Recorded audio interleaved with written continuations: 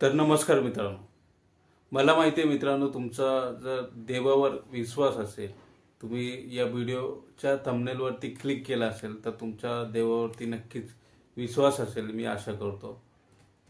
तर मित्रांनो, जेव्हा तुमच्या घरामध्ये देवाचा वास यायला सुरुवात होते तेव्हा लक्षणं कोणकोणती असतात? तर आपल्याला या व्हिडिओमध्ये याच गोष्टी थोड्याफार जाणून घ्यायच्यात, जी मला माहिती आहेत, जी मी अनुभवलेले आहेत. तर त्या गोष्टी तुमच्यासोबत शेअर करण्याचा प्रयत्न करणार आहे. तर नक्कीच व्हिडिओ तुम्ही शेवटपर्यंत पहा, तुमच्यासाठी खूप महत्त्वाचा व्हिडिओ ठरणार आहे. आणि आपल्याला अशाच गोष्टींवरती खूप बोलायचं आहे. आपला हा चॅनलचा उद्देशच आहे की आपली बचत ही कोणत्याही प्रकारची असून द्या, आपल्या आयुष्यामधला वेळ असून द्या, आपल्या आयुष्यामध्ये जो पैसा किंवा अर्थ येतो तो असून द्या, किंवा भक्ती असून द्या, किंवा कोणताही विषय असून द्या. असं नाही की मी देवाला मानत नाही, मी देवालाही मानतो, मी स्वतःलाही मानतो, परत या युनिव्हर्सलाही मानतो, मी सर्वांना मानतो. आणि सर्वांना मानणं ही खूप गरजेचं आहे, कारण कुठे ना कुठून आपल्याला काही ना काही एनर्जी मिळत असते. आणि ही एनर्जी तुमच्यामध्ये येऊन तुम्ही पुढे जाण्याचा प्रयत्न करत असता. जर माझ्यामध्ये ती एनर्जीच नसली तर मी पुढे एफर्ट घेऊ शकत नाही. तर मित्रांनो, अशा वेळेस काय होतं, तुम्हाला हे कळत नाही, देवाचा जो वास असतो तुमच्या घरामध्ये कधी येत असतो, तुम्हाला त्याची लक्षणं कशी जाणवायला चालू होणार आहेत. तर मित्रांनो, एक गोष्ट लक्षात ठेवा, तुमच्या घरामध्ये भांडण-तंटा जर होत असला तर त्या घरामध्ये देवाचा वास असणं ही शक्यच नाही.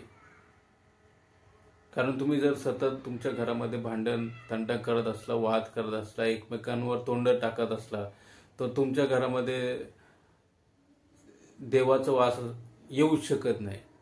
कारण त्यालाही असं वाटेल ना की ज्या घरामध्ये माझा मान ठेवलाच जात नाहीये, ज्या घरामध्ये शांतीच नाहीये, सुख शांती नाही, सुख तर मी देणार आहे पण शांती नाही, भांडण तंटा सतत होत असतात, तर त्या घरामध्ये जर मी जाऊन काय करू? तर ही जर गोष्ट होत असेल तर तिथं देवाचा वास होणं शक्यच नाहीये.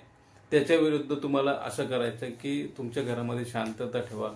तुम्ही घरामध्ये कसं वागता, तुम्ही या घराच्या चार भिंतीमध्ये त्या भिंतीला कसा सुवास देत असता तुमच्या शब्दांमुळे, तर अशा घरांमध्ये या देवाचा वास होत असतो. आणि नक्कीच तुम्हाला देवही त्यावेळेस पावणार आहे. दुसरं म्हणजे मित्रांनो, तुमच्या घरामध्ये जर सतत ईर्ष्या होत असते एकमेकांशी, जळण्याचा जो भाग आहे, तर घरामध्ये म्हणजे घरच्या लोकांमध्येच नाही, त्या घरामध्ये राहून जर इतर लोकांबद्दल जर ईर्ष्याची भावना तुमच्या मनामध्ये असेल तर इतर तर शक्यच नाही देवाचा वास होणं तुमच्या घरामध्ये. तर ही ईर्ष्या होण्याच्या पेक्षा तुम्हाला असं करायचं आहे त्याच्या विरुद्ध की सर्व लोकही माझे आहेत, सर्व लोकांशी मी प्रेम करतो, सर्व लोकांनी माझं काही बिघडवलं नाही, त्या लोकांसोबत मी आहे, त्या लोकांना मदत करण्यासाठी मी सतत तयार आहे. जर या गोष्टी तुम्ही केल्या तर तुमच्या आयुष्यामध्ये फरक पडण्यासाठी खूप मोठा बदल घडू शकतो. आणि देवाचा वास तुम्हाला कळणारही नाही कधी आला,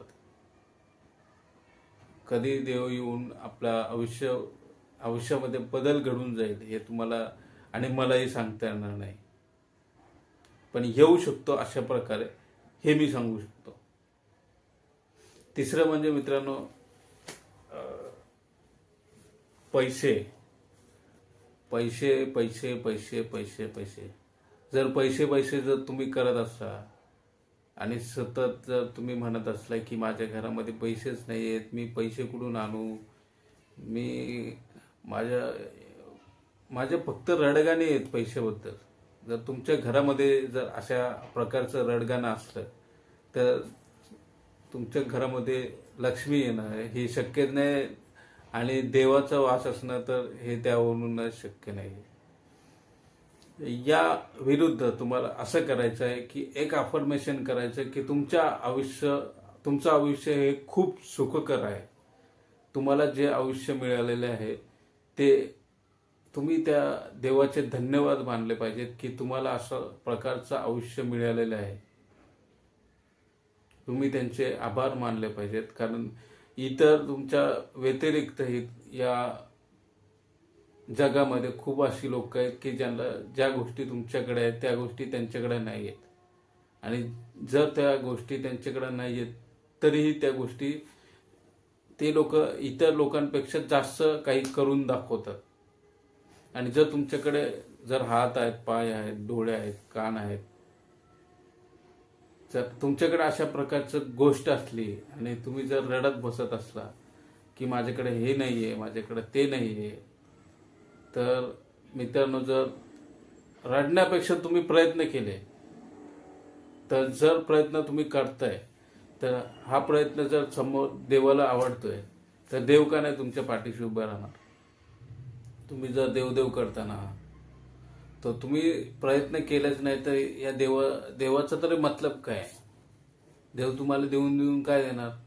पैसे देणार, जो काही कालांतराने संपणार. आणि संपल्यानंतर तुम्ही परत काय करणार? परत देवा मला काहीतरी दे.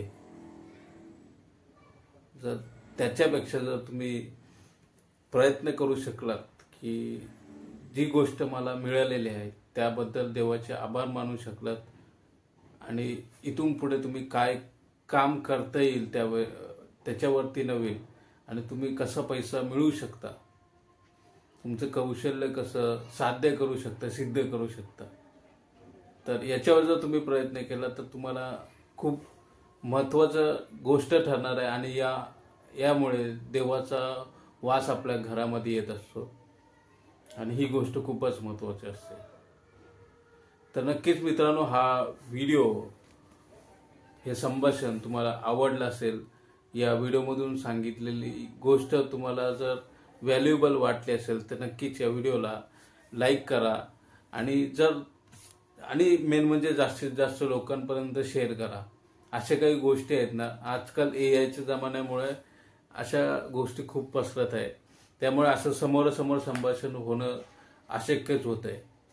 जर तुमच्यापर्यंत हा व्हिडिओ पोहोचलाय तर आपल्या लोकांमध्ये, आपल्या परिवारामध्ये हा शेअर करा. जर मी तुमच्यापर्यंत पोहोचू शकलो तर माझा याच्यापेक्षा मोठा कोणताच आनंद नाही. तर हा नक्कीच व्हिडिओ शेअर करा. आणि जर तुम्ही या चॅनलवरती नवीन आला असाल तर या चॅनलला सबस्क्राईब करायलाही विसरू नका, कारण आपल्या चॅनलवरती कशा प्रकारचे व्हिडिओज आहेत ते तुम्ही स्वतःहून जाऊन पाहणं खूप गरजेचं आहे. कारण मी सांगण्यात अर्थ नाही, तुम्ही स्वतःहून जाऊन पहा कशा प्रकारचे व्हिडिओज आहेत आणि त्यावरून तुम्ही ठरवा आपल्याला पुढे जायचं आहे का नाही जायचं. तर नक्कीच आपण भेटूया पुढच्या व्हिडिओमध्ये, पुढच्या काही अशाच अडचणींसोबत किंवा माहितीसोबत. तर पुढच्या व्हिडिओपर्यंत धन्यवाद.